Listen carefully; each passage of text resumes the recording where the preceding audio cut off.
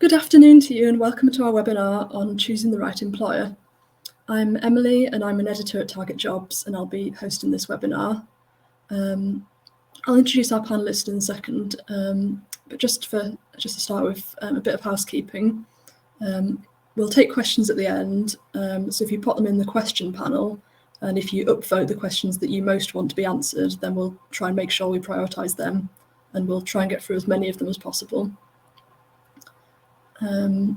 So we've got Jonathan and Henry joining us.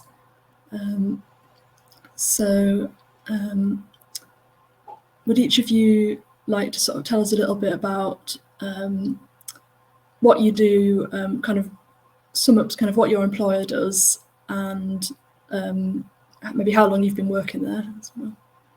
So Henry, if you could go first. Yeah, sure thing. So, hi everyone. Apologies that my camera doesn't exist at the moment. I'm on the Nuclear Graduate Scheme. Nuclear Graduates is a graduate training scheme set up by the Nuclear Decommissioning Authority to try and get new grads into the nuclear industry, broaden their skills, broaden their experiences, and then eventually find them, help them to get their permanent jobs at the end of the 2-year scheme. Jonathan, I know you had a bit of issue with your microphone before. Are you able to speak?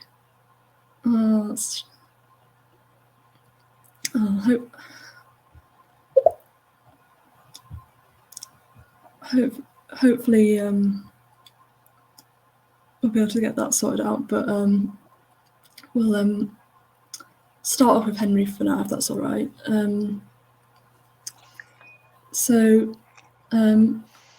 Henry, just to start off with, why did you choose to apply for nuclear graduates? So I was in my 4th year at Durham University, and this would have been sort of late 2019, sort of the start of term, and I was, conscious the end of my degree was coming up, and I was looking for jobs on targetjobs, Grad Cracker, sort of doing the rounds, looking for different schemes. I had a sort of vague interest in energy, and thought I was going to sort of narrow that down by then looking at the different employers there. I found Nuclear Graduates, and it kind of seemed to align with these views of getting into the energy industry and nuclear as well, UK nuclear industry.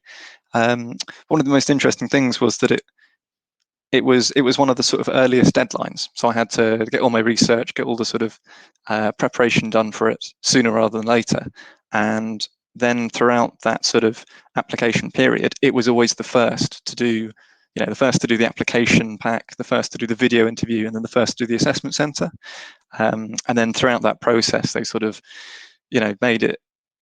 made it more and more attractive to me as an option. I was originally doing it as practice for these other grad schemes because it was the first one, but it actually just became more and more interesting. So that's how I found out about Nuclear Graduates, and that was that sort of initial process. Yeah, that's a really interesting point, how sometimes it's only once you apply to somewhere that you kind of learn more about them by going through the process and sort of working out from that whether it's right for you. I think I think it's also important to remember that the application process is about proving that you're right for the employer, but also checking whether they're the right employer for you as well. So yeah, that's so important. The assessment centre especially was really good for them kind of advertising the scheme to those people at the assessment centre and really trying to gauge whether it was right, because there were people at the assessment centre that did really well, seemed to really like it, but then afterwards it didn't work. They found another opportunity. They did something else instead. So setting your sights on just one is not necessary, really. Jonathan, are you with us? Are you able to speak? It still has the muted icon on his screen.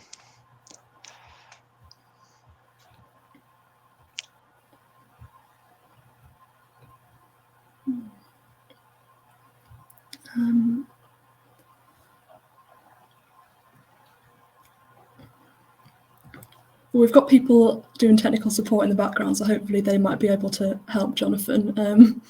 But in the meantime, Henry, what do you remember most about the application process and interview process for nuclear grads?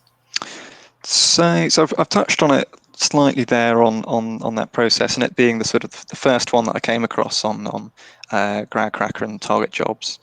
I remember making a big Excel spreadsheet of all the different applications that I was sort of running for, and I said there was energy in there as well. There's also consideration of PhDs. A lot of people kind of have in their mind, oh, maybe I'll apply for PhDs at the end of my degree, and put it in there. But sort of trying to track, what I was going to do with that at the start, but that didn't really seem to make sense. So I used it exclusively for all these applications, and I think there was EDF, the BP grad schemes, the Culham, so in UK Atomic Energy Authority grad scheme. Those are sort of all tracking those alongside the nuclear grads one. And I remember making sort of a crib sheet for each of these companies, of looking at what they've written on their Grad Cracker profile, what they say they're looking for in a candidate, going away thinking, right, where do I fit into these? What experiences do I have that would probably fit well into this? And then looking on their website and sort of doing a dive as to what's actually involved on the program, so I can, during the application process, say why I want to do that specifically and what is it that's going to benefit me from the scheme. Is it working now? Yes, I can hear you. Oh my God, okay, this is amazing. Sorry. Amazing, welcome. Yeah. Third time's a charm. It's on my personal device this time. I think it's just some probably issue with the DLA IT. I promise working here is a lot better than the IT solutions they're turning out to be today. Sorry for all the faff trying to get in there, and sorry for interrupting, Henry. Okay. That's all right. That's all right. Yeah. So, Jonathan, would you be able to sum up kind of what you do and what your employer does, and then sort of why you chose to apply for your job? Sure. So I'm a trainee solicitor here at DLA Piper. For those of you guys who aren't necessarily know that much about how commercial law works, so you do a 2-year training contract where you have 4 seats, so you sit in 4 different departments. So I'm halfway through my training contract now. So my employer, DLA Piper, we're an international law firm, so we help corporate organizations around the world, really, with pretty much, we're a full service law firm, so we help them with pretty much all of the legal problems across the board, whether that be litigation, so lawsuits and stuff, corporate mergers and acquisitions, technical regulatory issues. So in terms of my journey here, so I actually, when I went to university, I didn't actually want to be a lawyer, which really just kind of shows how there's quite a lot of flexibility in terms of, kind of coming to university with a bit of a open book in terms of what you want to do and then kind of figuring out what you want to do. I wanted to be a banker originally, but that didn't end up working out for many reasons, including many internship rejections. And I actually kind of just ended up stumbling upon law just because I had a friend who, like me, didn't study law for their undergraduate degree, but also had a training contract in an international law firm. And she was telling me about, how you can get involved. The first step, for those of you guys who are interested, is to do open days, which are these one-day events held by these firms where they'll talk to you about what commercial law is. The knowledge you're expected to have before these things is minimal. So I went to a few of those. I actually was really interested in what commercial law firms do. So I then started making applications, and then a few years later, here I am now, on my way, hopefully, to being a fully fledged solicitor come 2022. Great, yeah, and I think from what I've heard, open days sound like a really good way of experiencing different firms and and even outside law, if other sectors offer them, then it's definitely worth going along to them.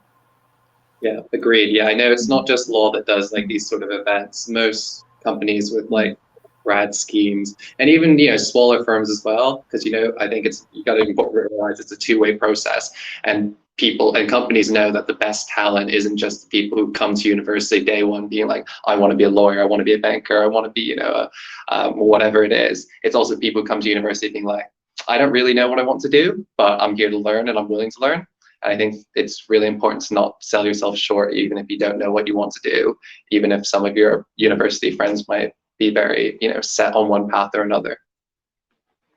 Yeah, exactly. And Jonathan, again, just to catch up with Henry, are you able to tell us a bit about which aspects of the application and interview process you most remember? Yeah, I think what I most remember is the amount of rejections I got at the application stage. I think what you hear a lot from people who've made it through is that it's a marathon, it's not a sprint. It takes a while to learn how to write up a good application because it's just so different really from what you're doing as a student. You know, when you're a student, it's not easy, but it's, you know, you've been doing your whole life really, right? You know, you study, you know, you do practice questions, you read up on materials and stuff, and then, you know, you do a test and that's it. Versus I think for applications, something that's entirely different. So I think it took me quite a while to kind of figure out what companies actually want to see in my applications. And it was something I had to be quite patient with because, you know, I think a lot of people as well, we're not necessarily used to, you know, experiencing a lot of, you know, you're not necessarily used to, you're not necessarily going to be used to the amount of rejections that you might get, for example, especially when it comes to applying to jobs. But it's really important to realize that every application you do, even if it's a rejection, you'll learn something. Even if you don't get feedback, just because your next application will be so much better. I look back at some of the applications I did all the way at the start versus the ones I was doing, you know, near the end when I was getting more interviews and more offers. It's a world difference, and it's not like, you know, something just changed overnight. It was something that was quite gradual. So I think that's the one thing that really stuck out to me from the process, which is just not to get demotivated that first step, because that first step is the hardest. Yeah, that's really good advice. Yeah.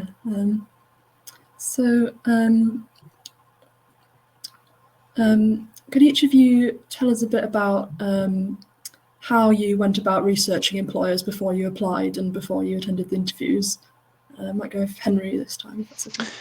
Yeah, sure thing. So I alluded to it just before, but I'll sort of wind it back a bit because in the summer holidays throughout uni, I'd been sort of applying for these different schemes with different people to kind of see what it was like, and got rejected from all of them. So just to tag on to what Jonathan said, you will get rejections, absolutely, and that's all great practice for putting together these documents.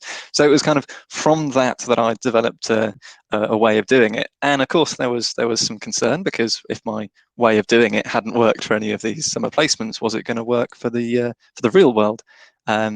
Fortunately, it did, and I think they treat sort of job applications a bit differently to these summer internships.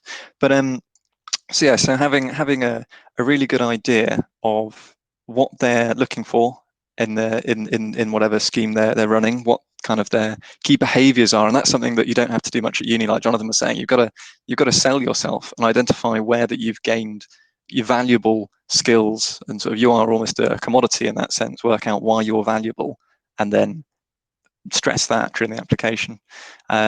So for mine, with the nuclear graduates, it was flexibility, because the scheme puts you in, well, actually you organise 3 placements in companies within the UK nuclear industry. For some people that's sort of physics and engineering, some people that's electrical engineering, some people that's business and marketing, all these different things that feed into it. But you know, I could really stress that my background in physics would lend well, but also my extracurriculars, you know, university sports clubs and societies that were going to lend well to exactly what they are asking. So I'd have a different CV for each one. I'd have a different application pack based on what they said in their application guide. And Jonathan, what about you? So I'll be very honest. I think that's one of the hardest questions, right? Which is figuring out the difference between firms. Every firm will say they're different for many different reasons. And to be honest, if you start collating the reasons why they say they're different, you're actually going to find they're all kind of saying mostly the same things. So I really think there's kind of 2 ways to kind of approach that sort of question. In terms of like knowing the differences between firms in terms of writing the applications, I think it's really important to do research. So going back to law, looking at the sort of deals that, you know, the law firm is doing, what sort of practice areas that they're better in. You know, you're going to have a lot of full service law firms, the law firms that will do, you know, almost every single legal practice under the sun, but there are going to be practice areas that they're better at. So trying to pick out which ones those are and seeing how that kind of shapes the difference between this firm and another firm. But I also think it's important as well is that at the beginning stage, when you get a lot of rejection, you might start thinking, oh, I'll just take whatever is the first offer that comes, because it's just so hard to find a job, or seemingly so difficult to find a job.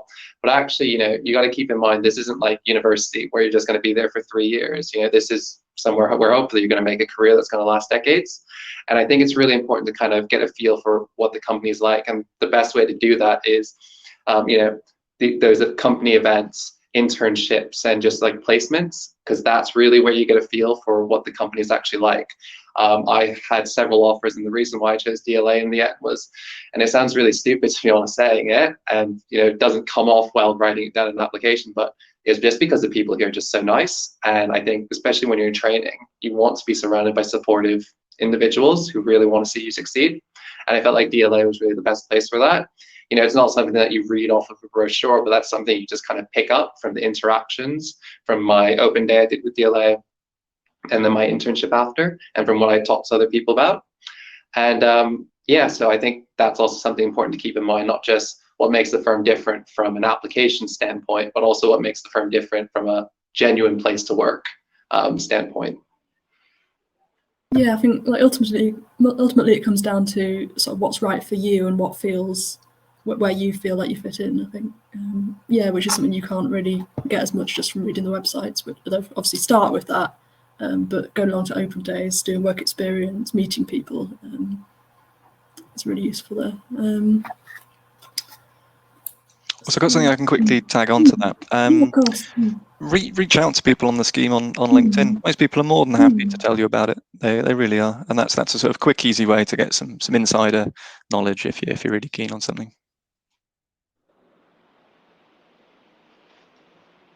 And what do each of you remember from your first few weeks in the role? Can we start with Henry? Yeah, so it's an interesting one. So because of COVID, I think we'll probably hear this a lot. Our scheme was pushed back by a month. It was supposed to have an icebreaker event, a few months before the scheme started, and that didn't happen. So it was then pushed back. I think people were quite apprehensive, but it was then a 3-week virtual induction from home, whereby they would introduce the nuclear graduate scheme. They'd introduce the UK nuclear industry. You'd have some sort of preliminary training. So if you had no idea about the history of the industry or how it works or how a nuclear reactor works, you could learn it on this little induction time. And then after that 3 weeks, you also sort of get put into interdisciplinary teams with other nuclear graduates, because part of the nuclear graduate scheme, you have to make and run a small business within a year, which is quite an experience for sure. And that's it's what we're saying about knowing what you want out of a scheme. You get this broad experience, not just a day job, but also something else outside of it, something that's a bit different and stands out. Then my first few weeks, actually, on my first job, my first placement was at Rolls-Royce in Derby, and I was in radiation physics, shielding criticality. And there's a lot of reading, there's a lot of IT, there's a lot of setting up. These things can be slow, and you've got to sort of pace yourself, if that makes sense. You've got to take into account that there's a lot that you've got to learn. You're not a professional. You need to build up some time and experience. So lots of reading about the product, about how things are done at the company. That's another important one. And some companies are bigger on it than others, but their behaviours and key skills. Nuclear graduates, my employer, is all about competencies and behaviours that you want to be tracking, like problem solving and leadership and teamwork and these sorts of things. And they assess that every 4 months or so. So kind of getting just a sort of grounding, meeting people around you. I was lucky to be in the office. If I wasn't in the office every day, then I think there'd be a lot of Zoom catch-ups with people, trying to get in touch with them, meet people, talk to people, just kind of get a grounding at the place. And not to panic. They've seen new people before. Yeah, I agree with a lot of what Henry said. I think the first few weeks, especially if it's your first job, so by way of background for me, I never actually, like aside from internships and everything, I never actually had a proper job before I started at DLA, and it was absolutely terrifying. You don't really know what to expect. I think, and you're just a bit like, you get a bit of an imposter syndrome moment. You're still a bit like, even after the whole process, you're a bit like, oh wow, am I supposed to be here? Did I actually make it all the way through? But it does come to pass, I think, especially if it's like a large employer. They'll usually have a lot of deductions, and looking back on it, it was a little bit boring and stuff like IT and other introductory talks. But I think it's a good way to kind of just build up to it. And I think the thing to remember is that people do know you're new. As Henry says, you're not going to be the first intake of new joiners to join the firm, so they know what to expect. So I think, as long as you kind of go in there with a positive attitude and realize that you do deserve to be there, and you just need to give everything kind of a try, and that's kind of what the whole point of your job there is. I think that's a great way to make a good first impression, good head start.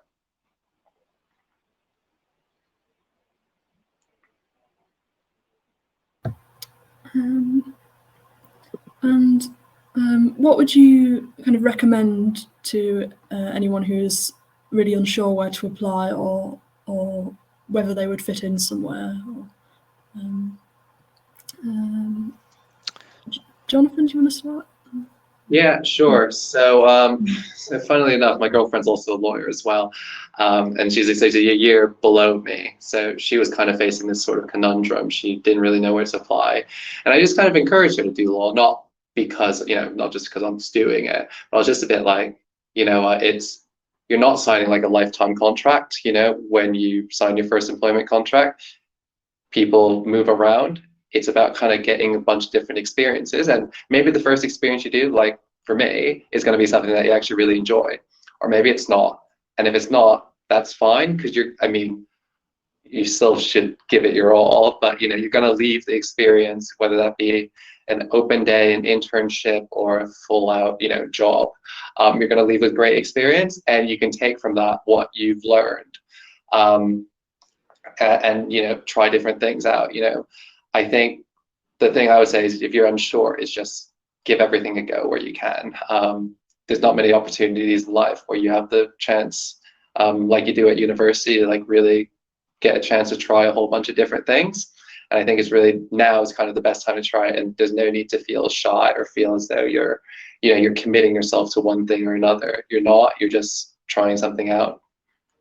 I think it's really about to me, it's about like getting the balance between finding something that you're really interested in and feel like you would enjoy working there, but you don't have to have your heart set on one job, because at the end of the day you might not get that job, even no matter how passionate you are about it. So it's about feeling like if obviously you want to have some kind of interest in the job and feel like you can do the job, but then you want to be open-minded and be open to other things, because you never quite know where it'll take you. Like that your second choice might end up being the best job that you could be doing.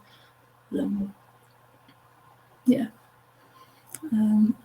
Henry, did you have anything to add to that? Yeah, I can absolutely echo that. I didn't know about nuclear graduates first off, and it was really through the application that I found out how much I think I would enjoy it, and also the benefit that it would give me. What am I getting from them? And I think a key thing is to direct yourself by what you'd enjoy. For me, I wanted to enjoy some day-to-day work and include physics in my work. As nerdy as that sounds, that's what I wanted to do. I wanted to kind of use my degree in my day-to-day work. So kind of alongside that, I wanted to get a range of experience and get a breadth, because your first job is rarely your last one.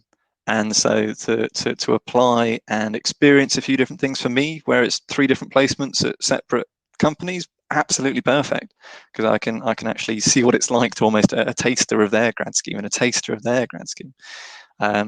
So that's really good from that front. And the other thing is, you don't have to commit. If you have the opportunity to take the time out and focus on your degree, that is, if that's an option for you, then that does work. And people on the scheme, at the assessment centre, are taken a year out or taken 2 years out, and we're sort of doing other useful things, kind of work. Could just be working day to day, gaining some experience in that sense, or trying to do something that would enhance their application, or just that they enjoy, because that makes you interesting, and being able to talk about it and get some sort of positive benefit from it, and just being able to talk about it is great in these sorts of interviews and these sorts of scenarios. Yeah, and I think that's a good point about the trying different placements, because I think if you're not really sure what you want to do, there are lots of graduate schemes that are rotational, and you can try maybe not different companies like nuclear grads, but other graduate schemes might have different placements in different areas of the same company if you don't know which area you want to work in, or there's some that are more broad than others. So that's a good choice if you're not quite sure.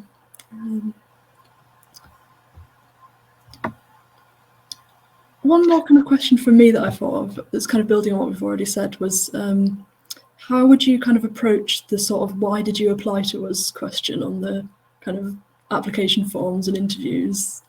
Like, I know that's quite a tricky one, but do you have any tips for sort of answering that after you've done your research?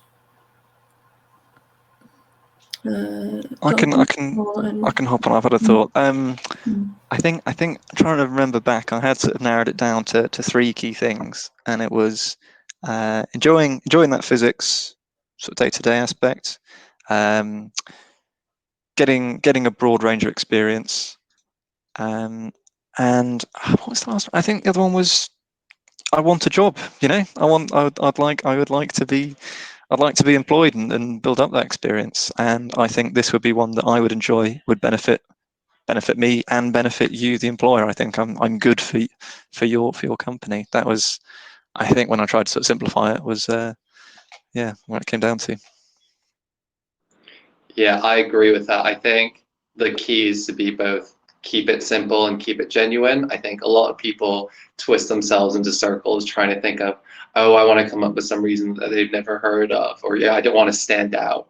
And maybe you will have a really unique reason why you want to do a particular job, and if that's genuine, go for it. But I think what's really important is, just don't have your only reason be it's because I want a job. Not that that's not a good reason. I'm sure everyone wants a job because it's good to have a job.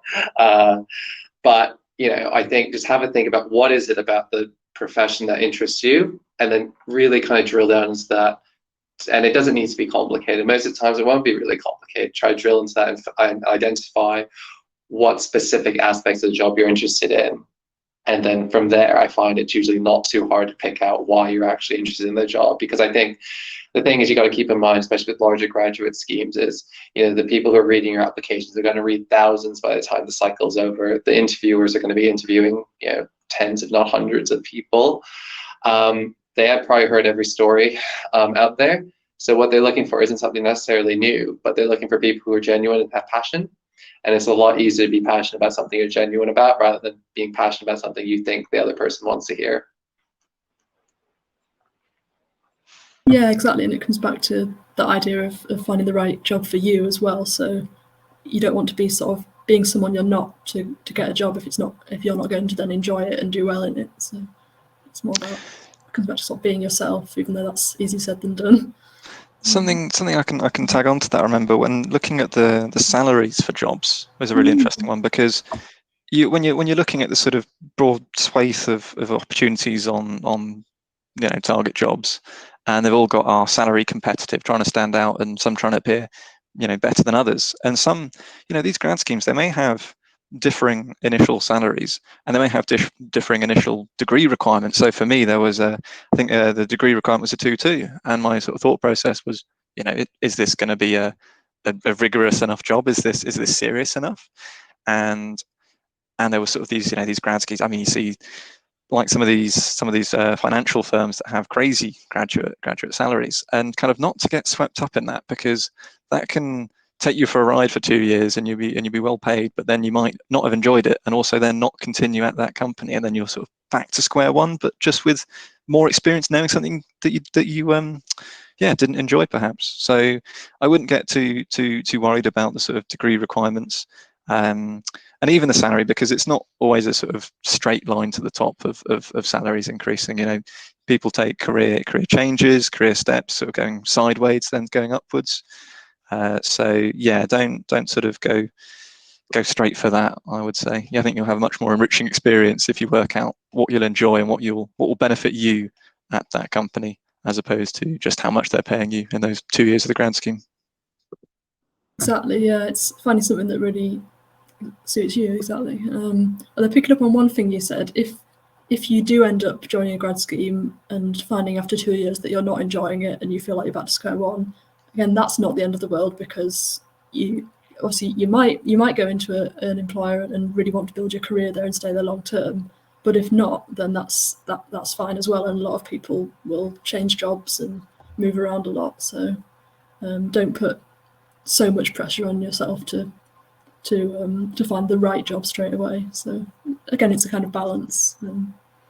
Absolutely, I think that's fair. Probably poor phrasing from me there, because you'll be 2 years in through your work experience, and you'll be a better, more experienced person on the other side of it than you were at the beginning. Yeah, that's true as well. Yeah, all experience is transferable to some extent, but obviously you do want to aim to get somewhere where you'll enjoy. Yeah. So moving on to our questions from the audience. I don't know if either of you would be able to answer this one. If the position you're interested in has high requirements and there's a few parts of it that you haven't achieved, is it still recommended that you apply? If there's some aspects of what they're looking for that you maybe don't quite fit? That's a good question. I don't know if this is in reference, like A levels requirements, which I know a lot of places have. Though I think from a diversity standpoint, a lot of places are also starting to get rid of minimum requirements, which I think is a really good thing, because not everyone tests the same, and all different sort of factors there. From like a purely time standpoint, if applications take time, and I recognize that the worst thing that could happen is you spend a lot of time researching a firm and putting a lot of effort into the application, only to get told we haven't even read it because you didn't meet the requirements. So the best thing to do would probably just be to ask either the graduate recruitment or the HR person in charge, so that way you're not wasting either your time or their time. But to be honest, I think nowadays, especially with academic requirements, a lot of places become increasingly flexible. And if it is your dream job, honestly, the worst that can happen is they say no. There's no point kind of shooting yourself in the foot and not submitting an application. If it really is your dream job, and you're willing to put the time into it, which you should if it is something that you really are passionate about, I see no reason why you shouldn't just send an application, even if there are minimum requirements. I think obviously go into it with the understanding that you are starting at a disadvantage because you've not met those minimum requirements. But worst comes to worst, you're going to come out of it a bit disappointed, but hopefully you'll have at least had the experience of putting together an application, which is a lot of time, which is a good experience in and of itself. Yeah, I don't think I can add any more to that. I think that's all very fair. Yeah, it probably does depend a bit on like what type of requirements it is, because like you say, academic requirements, but then it might also be sort of skills and experience wise. There might be most of the skills you might have, but then there might be like one particular type of software or something that you've not used before, or something like that you might think, if you meet all the other requirements, you might wonder whether you should apply. But then again, it really depends on the specific job and your experience, but don't completely rule yourself out based on if it's just one little thing. It's worth a try anyway, and then again, it's worth, even if you didn't then get an interview, it's still worth it for the application experience at least. And if you're really enthusiastic, then that can sometimes make up for lack of experience. But again, it depends. Yeah, that is one benefit, I guess. You're one application deeper into the process. You've practiced researching somewhere and working out these things and identifying what's good about them, how you benefit them, the different parts to the scheme. You've just gained more experience through doing that.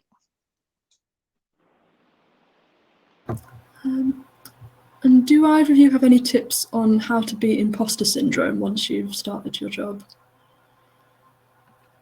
That's a tough one. I think most people feel it even if not necessarily at the beginning, it sometimes pops up as well, just throughout the training contract, throughout, your time at the firm. I think that, there's no one be-all, catch-all solution. If so, then no one would have imposter syndrome. But I think just what's really important to remember is that you didn't get here by a fluke of luck. You got here through your own hard work and determination and your skills and your credentials. And that if they don't want you to be there, they'll make it very clear that they don't want you to be there. So there's no point in you kind of being your biggest detractor. That's what I would say. Yeah, great. Yeah, tough question. I think in terms of things you could actually do, and I know I've felt it during my placements. How do I get here? What am I doing? And I think sort of diving into working with your team and talking to other people is a really good way to help with that, because you find out that people have come from a real variety of backgrounds to the work, and it's sort of the spice of life of how people get to their jobs and the things they've done before. And you'll find that you're not necessarily an imposter. You're just one of the other people there. One of the other routes through, and you just got to try and do your job and get the most out of it. Yeah. To tag on to something Henry said there, I think really talking to people is really critical, because I don't know about your experience, Henry, but I found when I was kind of on the outside, I always saw people who work in the firm, train other trainees, associates, senior associates, partners. I was always like, wow, they must be so far removed from us, because it's been so long since they've done it, and they must be so good to get where they are. And I think once you kind of talk to people, you realize they are just, not to sound a bit stupid in saying this, but they are just people. They went through the exact same process that you did, albeit some time ago, and they know how hard it is, and they know that you didn't get here again just because you just submitted an application and that was it. They know how rigorous the process is, and I think once you kind of make those sort of connections with people, it really starts to help in terms of you starting to see them as your colleagues versus you just seeing them as kind of like bosses or people you sort of aspire to be, if that makes sense.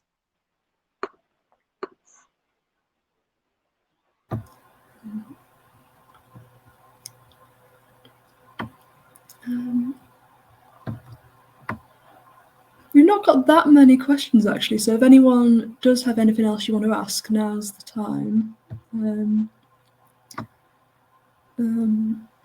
We've got one that might be a bit specific for us to answer now, but from a graduate of freight forwarding management, asking about how you can then get an internship or apprenticeship in that area. I would say a good starting point is TargetJobs. We've got placement in internship listings on there, and look on employers' websites and see what they're offering. I got some thoughts on that. In that, I think the people on this call may be from a range of points in their uni, may not be right at the cusp of applying for jobs. That's true. Yeah. I think so. Getting experience in your summer internships, joining clubs and societies, and sort of directing things towards building up your application, all doing things you enjoy, because otherwise it's not genuine, and you can't really, you don't get as much out of it, and it's all a bit boring. But doing things you enjoy and sort of going for it, taking opportunities, is a great way to build up experience, especially in specific directions like that. The question, sort of, I'm not sure exactly for freight forwarding, but I guess all jobs require key behavioural skills like communication and problem solving, and kind of getting involved in different things can help you build up those and build up anecdotes that you can talk about in interviews, basically. Yeah, exactly. If you don't manage to get an internship, then you can get really useful skills from other areas like clubs and societies and volunteering and all sorts of things like that. So, another one we had was any recommendation on how to network with employers or alumni? Yeah, I think my recommendation, and I didn't do this when I was at uni. I've only started doing this now because you still have to, because let me just say, networking does not end once you get a job. You need to keep on networking once you actually still have one. I would say just kind of treat them as people. I think a lot of people treat networking as kind of almost like an exercise in terms of what they want to get out of it, or they're a bit like stiff because they're like, again, they don't see the other side as like, as someone to talk to. They see it as, oh, this is someone who works at the firm. I need to be on my best behavior. Which isn't to say, obviously at some event, don't have too much of the free alcohol if there is any. But what I am trying to say is that realize that the people you are talking to are just people. They want to get to know you. The people that a firm makes available to network, they're not like the quiet people who don't like networking. People who do it volunteer to do so. Alumni, they kind of want to hear from you. I get message requests on LinkedIn, from people who want to hear about how to apply to DLA or how to apply to law. And I'm always happy to reply to them. I think when I was on the other side, I'd be like, oh, I don't want to bother them. And sometimes, people won't respond, but no one's going to be rude about it. I think that's the other thing to keep in mind, is just kind of put yourself out there and realize that, it is just a conversation. Sometimes it'll be about work, sometimes it won't be about work.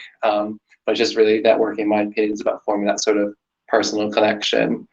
So as long as you don't overthink it too much, I think that's kind of the key thing, at least when it comes to starting to learn how to network. For network, I think there's a real danger of seeing it as a, like Jonathan saying, an exercise, and sort of thinking that you're going to identify a person who's important or controls the puppet strings, latching onto them and then trying to get a job, and that really is not the way it works. It's not the 60s, and I don't even know if that happened that really happened in the 60s, but it's really more an opportunity to talk to more people and find out about more different pathways into it, and sort of the seeing other approaches to getting the job, to the job itself, and doing it, and sort of not being in isolation when approaching and when talking to people. And obviously, and you said alumni as part of your question, they I look on the sort of list here and see people with Durham.ac, and you think, oh, I hope alumni do wish well for you often. Some people may not want to be bothered, but you're only going to find that out if you ask, right? So it's a human connection as opposed to trying to latch onto them and use them for a job. Just you kind of find out about more interesting routes and opinions on the job and the work.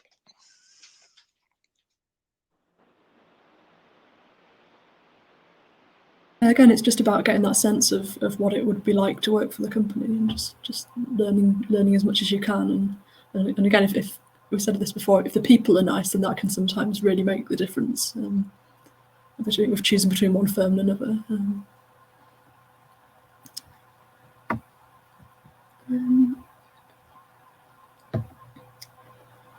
Quick question for Jonathan. I don't know if you mentioned this earlier, but what undergraduate degree did you complete, and did you have to complete any postgrad study before applying? Yes, so I did. So I graduated from LSE, where I did economics and economic history. So like I said, I didn't do a law degree. For those of you not very familiar with it, it's a slightly different process now, but in effect, you afterwards, for non-law graduates, you do 1 year of law school, and then for both non-law and law graduates, you then do another extra year. So. And then after that, you start your training contract. So I had to do 2 years of law school before I started. Depending on the firm, smaller firms sometimes don't pay for it, but DLA was kind enough to pay for my 2 years of law school. And they also gave me some spending money as well, which is nice. So then I could just worry about my studies. So basically, I did the internship 2 years actually before I actually started working. But also, don't feel dissuaded if you are already doing law school or you're about to do law school and you don't have a training contract. I know plenty of people who, again, take a few application cycles to really hone their applications. And, I'm working with them now. It's not like a rarity. I think it's actually more of a rarity to do things perfectly on time, if you will. And, have that internship with the training contract all sorted before you go to law school. So Yeah, thanks. One question. I'm not entirely sure what this is particularly referring to, so you might want to clarify this. But when not to answer too personal questions towards your private life, I don't know whether that's in an interview context or when you're networking with people, or generally like where the line is between being professional and personal. I wonder if that's. Oh, that is extra. I thought that was in relation to the previous question, but yeah. Go on, Jonathan. Do you have an out?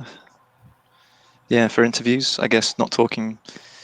You don't want to be unprofessional when you're applying for these things, but a genuine honesty is valued so much. So having an honest and I think reflective attitude in interviews is really important. So before having it, reflect on your experience and think, okay, how did that benefit? Should I have done anything differently? What did I learn from that? Is definitely beneficial. Yeah, in my opinion, I think it kind of depends on your personality. From my perspective, I think I'm quite a casual person. I'm quite jokey. I think I err more on the personal side rather than the professional side. But of course, there is that line that you don't cross. By way of example, I don't have problems talking about my personal life. So, for example, during an interview, whenever I got asked, why do you want to do law? I was very honest about it, and I always told the same story, which was that I actually didn't want to do law. I came to uni, I wanted to be an investment banker, and the reason why I'm here is because I got rejected from every internship I applied for. That wasn't the whole answer. I then talked about how I did a bunch of open days. I came to really become interested in law. But I think there's nothing wrong with being personal and being open about your kind of circumstances, because again, Henry and I've been saying, I think genuineness counts for a lot. Interviewers see a lot of the same sort of people who are quite nervous or just kind of giving out these pre-canned responses to questions that they think is what the interviewer wants to hear, and it's quite refreshing, honestly, when someone can be really honest with you.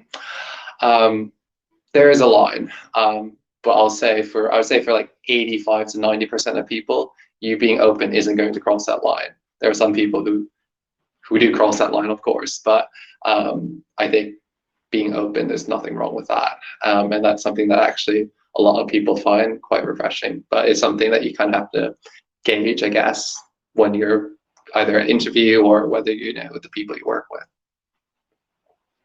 Yeah, I think in the context of people asking you personal questions about your private life, I think you shouldn't. I think it would be very unusual that would happen in a job interview, for example. And I think because they obviously they should only really be focusing on how suitable you are for the role, and they should be asking everyone the same questions and keeping it professional. So you shouldn't need to worry too much about that happening at an interview. And if that does happen, that could be that could show that the employer isn't really where you want to be working if they're making you feel uncomfortable with that kind of thing. But in terms of being professional and kind of showing your personality once you start a job, I think that really does come with time.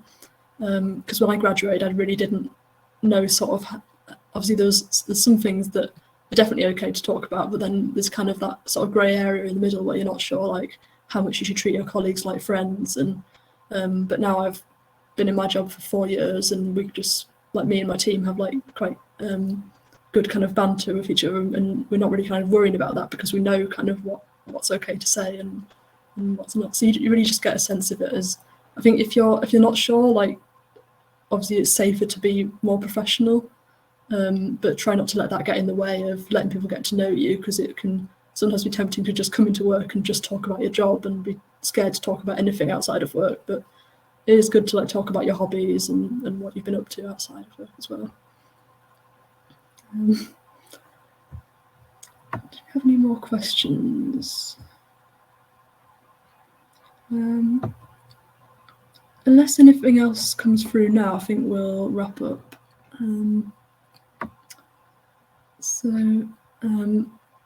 Thank you everyone for attending. And thank you very much to our panellists, Henry and Jonathan, for giving up their time to talk, to give their advice to you.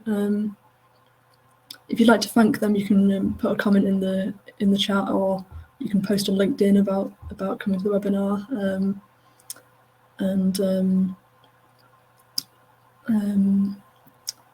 In terms of any more information you want, we do have articles on Target Jobs about choosing. I think there's an article called choosing.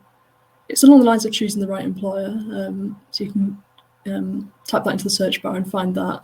And we also have in our sectors, we also have specific articles about choosing an employer in a particular sector, such as choosing a law firm or choosing an engineering company, or choosing an investment bank, and that kind of thing.